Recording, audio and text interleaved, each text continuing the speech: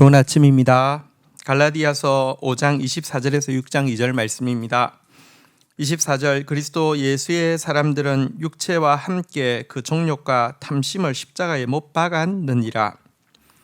자, 바울은 성령을 쫓아 살 것인지 육신을 쫓아 살 것인지 이제 결과를 가지고도 너희들 생각해 보라라고 이야기하고 나서는 이제는 그리스도 예수의 사람의 본질상 그리고 그 정의상 육체의 소욕을 쫓아 살 수 없고 성령의 소욕을 쫓아 살 수밖에 없다라는 사실을 이야기하려고 합니다.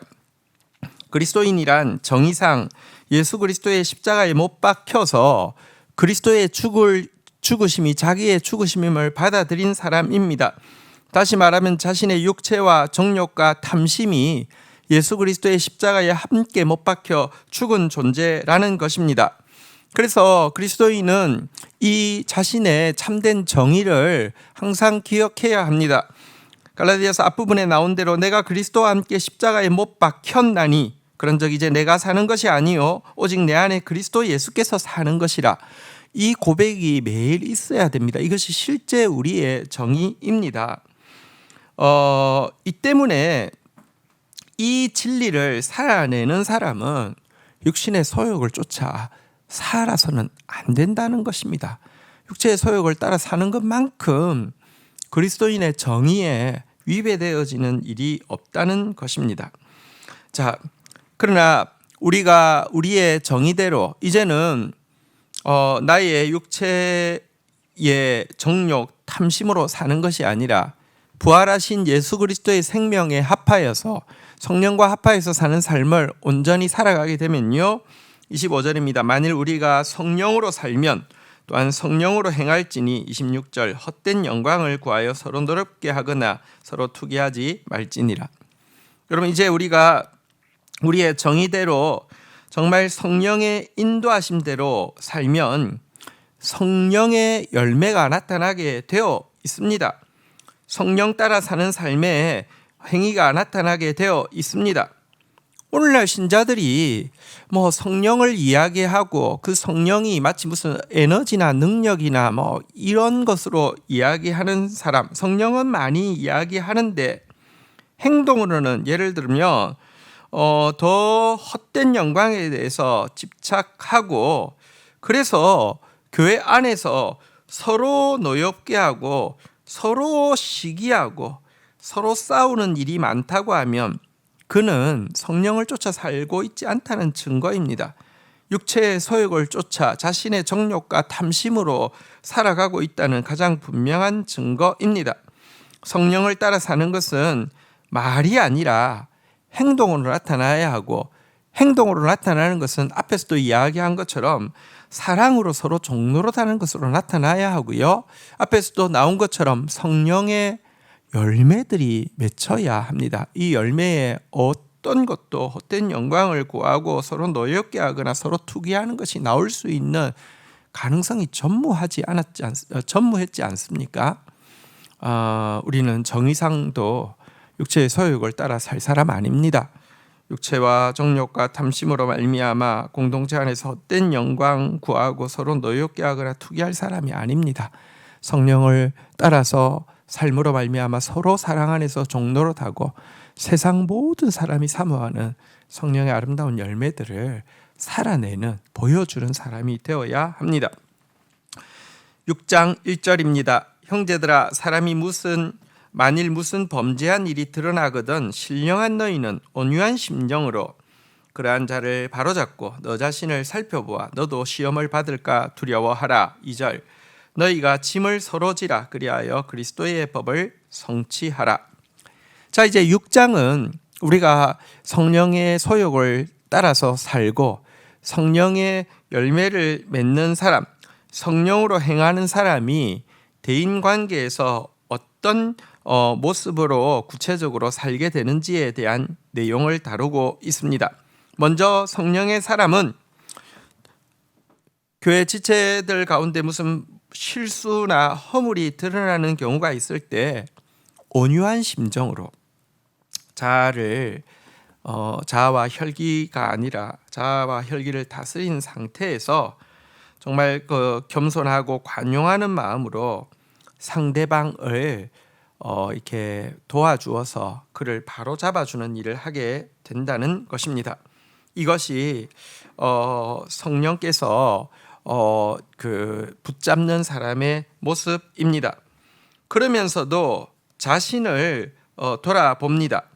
여러분, 성령의 사람이라는 것이 다른 사람의 어떤 문제가 있을 때 마치 내가 기도해 봤더니 네가 어떤 문제가 있더라라는 식으로 하면서 상대방을 판단하거나 그와 동시에 자신은 굉장히 신령한 사람인 것처럼 드러내는 데 쓰는 것이 성령이 아닙니다. 성령은요, 그런 상황에서 그 상대방에 대해서 온유한 마음으로 대할 수 있는, 여러분, 문제가 있는 사람은 문제가 있다는 것을 인정하는 데도 오래 걸리지만 그 문제를 고치는 데도 오래 걸립니다. 근데 누가 고쳐줄 수 있냐고 하면 성령의 사람만 고쳐줄 수 있습니다. 왜냐하면 성령의 사람은 온유의 열매를 맺으니까요.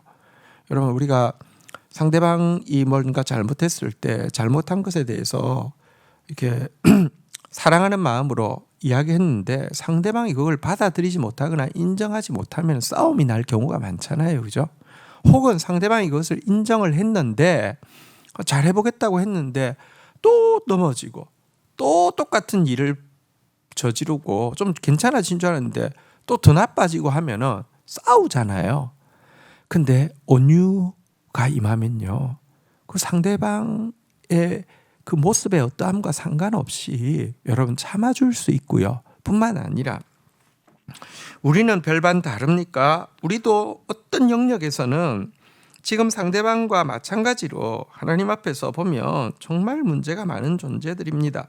근데 성령의 사람이 되어지면 다른 사람을 도와주면서도 동시에 자신에 대해서도 살필 줄 알고 자신에 대해서 근신할 줄 아는 사람이 된다는 것입니다.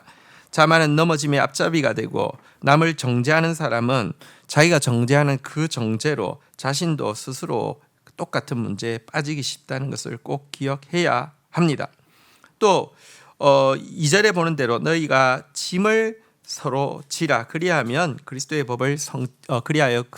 법을 성취하라 이렇게 이야기하고 있는데요.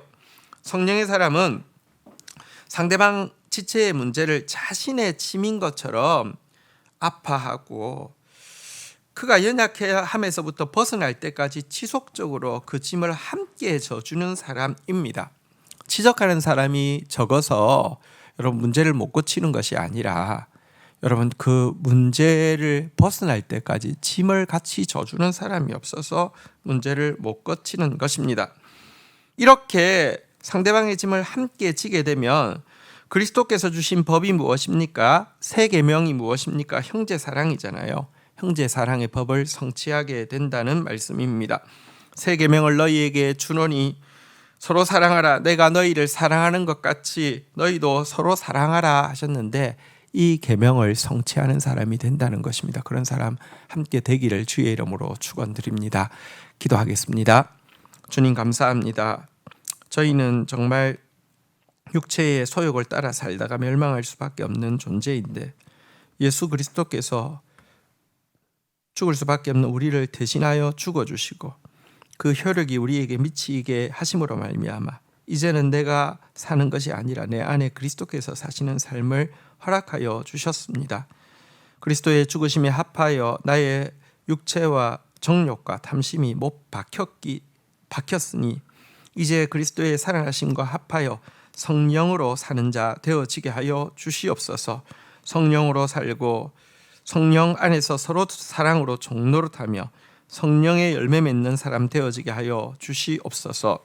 성령으로 행하는 자 대인관계에서 지체에 범죄한 일, 연약한 일, 실수가 드러날 때 온유한 심정으로 바로 잡아주는 사람이라고 하셨는데 온유한 심정으로 지체를 바로 잡아줄 수 있는 사람 되어지게 하여 주시옵소서. 지체의 그 죄의 짐을 나누어 질 수 있는 사람 되어지게 하여 주시옵소서. 자신을 살피는 겸손한 사람 되어지게 하여 주시옵소서. 그리하여 형제 사랑이라는 그리스도의 가장 높은 법을 성취하는 사람 되어질 수 있도록 우리를 인도하여 주옵소서. 예수 그리스도의 이름으로 기도 올립니다. 아멘.